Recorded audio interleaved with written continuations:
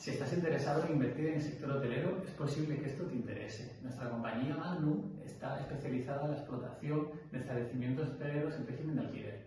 Hasta ahora lo que hacíamos era comprar contratos existentes para reposicionarlos e incrementar la rentabilidad. Pero ahora, este año 2026, hemos entrado en el negocio de la explotación de hoteles de obra nueva. Por tanto, hemos desbloqueado un sinfín de oportunidades de hoteles que no necesitan reposicionamiento y en los que podemos desatar todo su potencial desde el principio.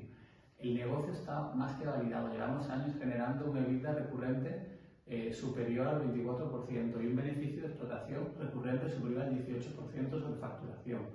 El equipo de Magnum está formado por profesionales de reconocido prestigio que tienen amplia experiencia en la gestión turística y la expansión de cadenas hoteleras. Ahora mismo estamos en una posición de tesorería muy importante que nos ha permitido, reinvirtiendo poco a poco el beneficio del negocio, mantener una deuda prácticamente cero. Estamos muy interesados en crecer porque creemos que es el momento de hacerlo y estamos buscando inversores que nos acompañen porque tenemos bastante aversión a la deuda. La evitamos todo lo que podemos y por tanto estamos dispuestos a abrir el capital de nuestra empresa a inversores como tú. Si estás interesado, escríbeme.